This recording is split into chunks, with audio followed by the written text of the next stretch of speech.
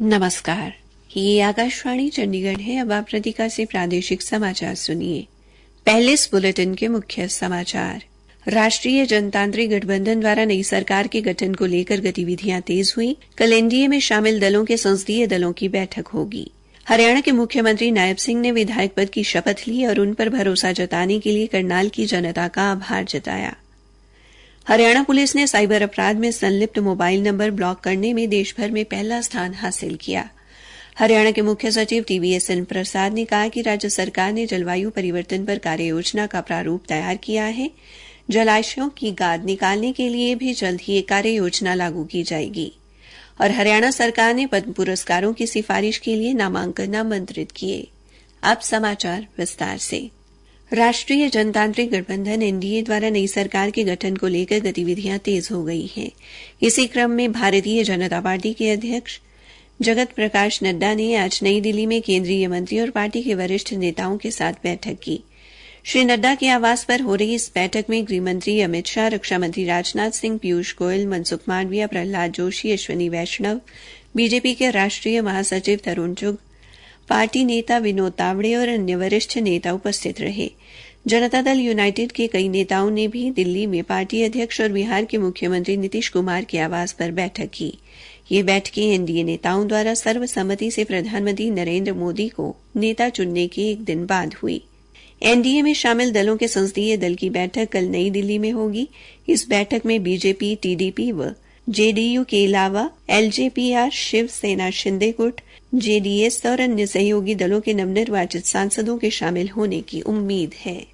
सूचना एवं प्रसारण मंत्रालय ने आज एक बैठक में श्री नरेंद्र मोदी के लगातार तीसरी बार प्रधानमंत्री के रूप में शपथ ग्रहण से पहले राष्ट्रपति भवन में कवरेज के लिए सेटअप की समीक्षा की। इसमें सूचना एवं प्रसारण सचिव संजय जाजू, प्रसार भारती के मुख्य कार्यकारी अधिकारी गौरव द्विवेदी, आकाशवाणी की महानिदेशक मौसमी चक्रवर्ती और दूरदर्शन की महानिदेशक कंचन प्रसाद सहित कई वरिष्ठ अधिकारी उपस्थित रहे। कल नई दिल्ली में आयोजित एक बैठक में एनडीए के घटक दलों ने गठबंधन के नेता और प्रधानमंत्री के लिए नरेंद्र मोदी के नाम का सर्वसम्मति से अनुमोदन किया था। हरियाणा के मुख्यमंत्री नायब सिंह ने आज विधानसभा सचिवालय में विधायक पद की शपथ ली। विधानसभा के अध्यक्ष ज्ञानचंद गुप्ता द्वारा उन्हें शपथ दिलाई गई। श्री सैनी करनाल विधानसभा सीट के लिए हुआ उपचुनाव जीतकर विधायक बने हैं। विधायक पद की शपथ लेने के बाद उन्होंने कहा कि जिस तरह गत लगभग 9.5 वर्षों में सबका साथ सबका विकास की भावना के साथ भ्रष्टाचार मुक्त शासन दिया गया और प्रधानमंत्री नरेंद्र मोदी के नेतृत्व में देश और प्रदेश का विकास हुआ, उसी गति से विकास का काम आगे भी जारी रहेगा। शपथ लेने के बाद उन्होंने करनाल की जनता को उन पर भरोसा जताने के लिए धन्यवाद दिया और कहा कि करनाल की जनता ने इस बात पर मुहर लगा दी है कि भारतीय जनता पार्टी अक्टूबर में भारी जनादेश के साथ सरकार बनाएगी।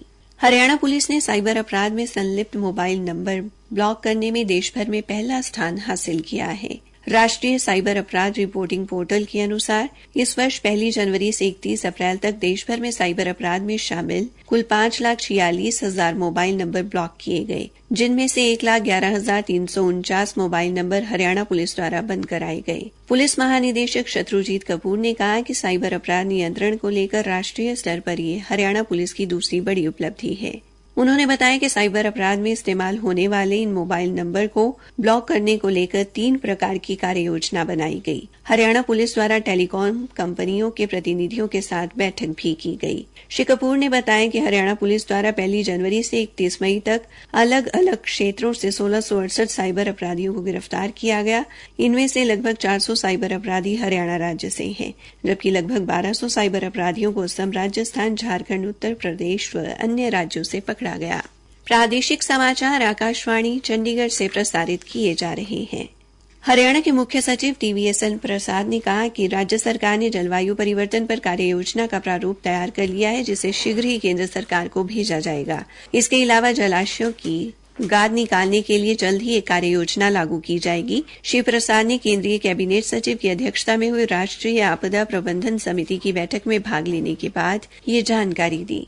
ये बैठक देश के कई हिस्सों में चल रही लू की स्थिति से निपटने के लिए की गई तैयारियों और प्रतिक्रिया उपायों की समीक्षा के लिए बुलाई गई थी। उन्होंने कहा कि राज्य सरकार ने लू के प्रभाव को कम करने और आमजन के स्वास्थ्य की सुरक्षा के लिए व्यापक उपाय किए हैं। राजस्व एवं आपदा प्रबंधन विभाग ने सभी उपायुक्तों और हितधारकों विभाग के प्रशासनिक सचिवों को विस्तृत निर्देश जारी किए हैं। इनमें लू से निपटने के लिए प्रभावी रणनीति की जरूरत और कार्यों की निगरानी के लिए नोडल अधिकारी नामित करने पर बल दिया गया है। श्री प्रसाद ने कहा कि विशेष रूप से गर्मी से होने वाली बीमारियों के उपचार हेतु आपूर्ति के लिए 26 करोड़ 75 लाख रुपए आवंटित किए गए हैं।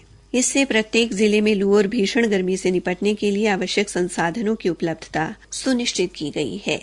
हरियाणा सरकार ने पद्म पुरस्कारों की सिफारिशों के लिए नामांकन आमंत्रित किए हैं। सर्वोच्च नागरिक सम्मानों में शुमार इन पुरस्कारों की घोषणा अगले वर्ष 26 जनवरी को गणतंत्र दिवस के अवसर पर की जाएगी। हरियाणा के मुख्य सचिव TVSN प्रसाद द्वारा राज्य के सभी प्रशासकीय सचिवों, मंडल आयुक्तों और उपायुक्तों को लिखे एक पत्र में दिए गए निर्देशानुसार पद्म पुरस्कारों के लिए सिफारिशें 15 अगस्त तक स्वीकार की जाएंगी। पत्र में यह भी कहा गया है कि केवल ऑनलाइन भेजे गए नामांकनों पर ही विचार किया जाएगा और निर्धारित समय सीमा के बाद प्राप्त किसी भी नामांकन पर विचार नहीं होगा। पद्म पुरस्कार, पद्म विभूषण, पद्म भूषण और पद्मश्री देश के सर्वोच्च नागरिक पुरस्कार हैं। ये पुरस्कार कला, साहित्य, शिक्षा, खेल, चिकित्सा, सामाजिक कार्य, विज्ञान और अभियांत्रिकी, सार्वजनिक मामले, सिविल सेवा, व्यापार और उद्योग जैसे विभिन्न क्षेत्रों में असाधारण उपलब्धियों योगदान के लिए दिए जाते हैं।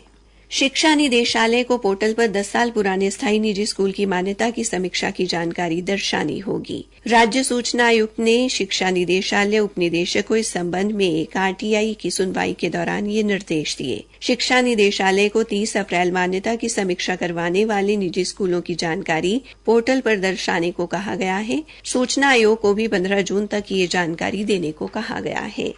हरियाणा सरकार ने 23 खेलों में राज्य स्तरीय खेल महाकुंभ का आयोजन करवाने का निर्णय लिया है। भिवानी के जिला खेल अधिकारी धुरेंद्र सिंह ने बताया कि राज्य स्तरीय खेल महाकुंभ में भाग लेने वाले खिलाड़ियों व टीम के चयन के लिए 7 व 8 जून को जिला स्तर पर ट्रायल लिए जाएंगे। भिवानी के ट्रायल भीम स्टेडियम में सुबह 9 बजे होंगे। इन 23 खेलों में तीरंदाजी, एथलेटिक्स, बैडमिंटन, मुक्केबाजी, basketball, cycling, fencing, football, gymnastic, hockey, judo, kabaddi, निशानेबाजी, तैराकी, टेबल टेनिस, कुश्ती के अलावा भारोत्तोलन, वॉलीबॉल, हैंडबॉल शामिल हैं। ये खेल पुरुष व महिला ओपन वर्ग में करवाए जाएंगे। हरियाणा राज्य परिवहन विभाग द्वारा कल पंचकूला के सेक्टर 5 स्थित बस स्टैंड पर हरियाणा अंत्योदय परिवार परिवहन योजना हैप्पी कार्ड वितरण समारोह का आयोजन किया जाएगा। इस कार्यक्रम में हरियाणा के विधानसभा अध्यक्ष ज्ञानचंद गुप्ता मुख्य अतिथि के तौर पर शामिल होंगे और योग्य पात्रों को हैप्पी कार्ड वितरित करेंगे। मुख्यमंत्री नायब सिंह सैनी करनाल के डॉ मंगल सेन ऑडिटोरियम से कार्यक्रम में लाइव जुड़ेंगे और जनता को संबोधित करेंगे। इसी कड़ी में कालका बस स्टैंड पर आयोजित कार्यक्रम में कालका के SDM कालका लक्षित सरीन योग्य पात्रों को कार्ड वितरित करेंगे। अंत में मुख्य समाचार एक बार फिर। राष्ट्रीय जनतांत्रिक गठबंधन द्वारा नई सरकार के गठन को लेकर गतिविधियां तेज हुई। कल NDA में शामिल दलों के संसदीय दल की बैठक होगी। हरियाणा के मुख्यमंत्री नायब सिंह सैनी ने विधायक पद की शपथ ली और उन पर भरोसा जताने के लिए करनाल की जनता का आभार जताया। हरियाणा पुलिस ने साइबर अपराध में संलिप्त मोबाइल नंबर ब्लॉक करने में देश भर में पहला स्थान हासिल किया। हरियाणा के मुख्य सचिव TVSN प्रसाद ने कहा कि राज्य सरकार ने जलवायु परिवर्तन पर कार्ययोजना का प्रारूप तैयार किया है। जलाशयों की गाद निकालने के लिए भी जल्द ही एक कार्ययोजना लागू की जाएगी। और हरियाणा सरकार ने पद्म पुरस्कारों की सिफारिश के लिए नामांकन आमंत्रित किए हैं। इसी के साथ ये समाचार बुलेटिन समाप्त हुआ।